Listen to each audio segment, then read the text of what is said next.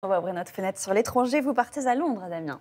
Oui, Maya, où nous attend Maëlys Septembre, en direct, bien sûr, Maëlys. Alors, vous nous parlez ce matin d'art et notamment d'un tableau qui fait beaucoup parler les Britanniques. De quoi s'agit-il? Bonjour, Maëlys. Bonjour, eh bien, il s'agit de celui qu'on surnomme la Duchesse LED du peintre Quentin Massis, un tableau de la Renaissance qui est exposé à la London National Gallery. Et ce tableau, qui est l'un des plus connus du Royaume-Uni, eh bien, il est intriguant et fascinant à la fois, avec une question qui revient régulièrement chez les Britanniques, mais aussi chez les conservateurs de musées. La pauvre dame, cette fameuse Duchesse LED, à quoi ressemblait-elle vraiment? Ressemblait-elle vraiment à ça? Je vous assure que vous allez vous poser la question vous aussi dans quelques instants. Et ce mystère autour de l'identité du personnage, eh bien, il pourrait bien avoir été résolu par une conservatrice du musée. Je vous laisse découvrir ce reportage réalisé avec Léna Soudre.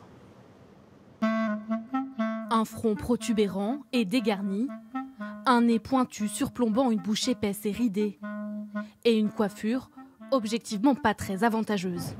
Voici la vieille femme, tableau de Quentin Massis, plus connue sous le nom de Duchesse LED.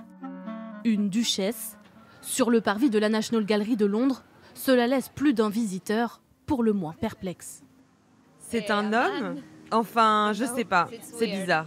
Moi, j'aime pas du tout, mais bon. Pourquoi? Déjà, il est moche. Il est pas très joli quand même, ce monsieur. Pas d'offense si c'est effectivement une dame, mais ouais, le visage assez masculin. On dirait plutôt un singe. C'est vous qui avez dessiné ça? Non, en fait, c'est dans la National Gallery. Ah bon? En langage politiquement correct, on dira plutôt loin des standards de beauté. En tout cas, l'identité de ce mystérieux personnage a fait couler beaucoup d'encre depuis sa création en 1513. Longtemps considérée comme une femme présentant une hypertrophie des os, mais le secret bien gardé pendant 500 ans par cette vieille femme moche, c'est qu'elle serait en fait un vieil homme travesti. Je pense que l'ambivalence sur le genre du personnage est liée à l'idée qu'on se fait de la laideur. C'est quelque chose qui transcende les catégories de femmes et d'hommes.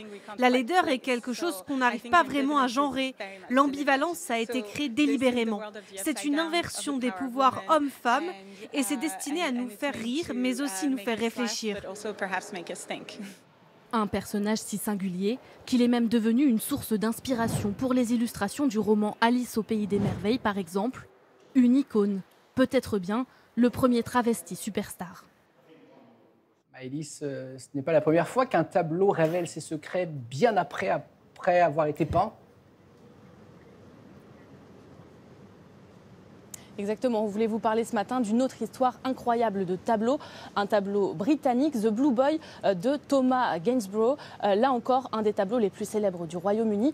Mais ce qui est intéressant, c'est que le Blue Boy a lui aussi un genre un peu flou. Alors certes, c'est un garçon, mais à la posture et aux traits assez féminins, ce qui fait que la culture gay s'est réapproprié son personnage pour en faire une icône de la culture gay. Il a été repris par des artistes, des magazines gays se sont également réappropriés son image dans les années 1970 et des mugs et des t-shirts à son effigie ont même été créés. Un destin finalement bien éloigné de celui de la Duchesse LED. Merci beaucoup Maëlys, passez un bon week-end à Londres.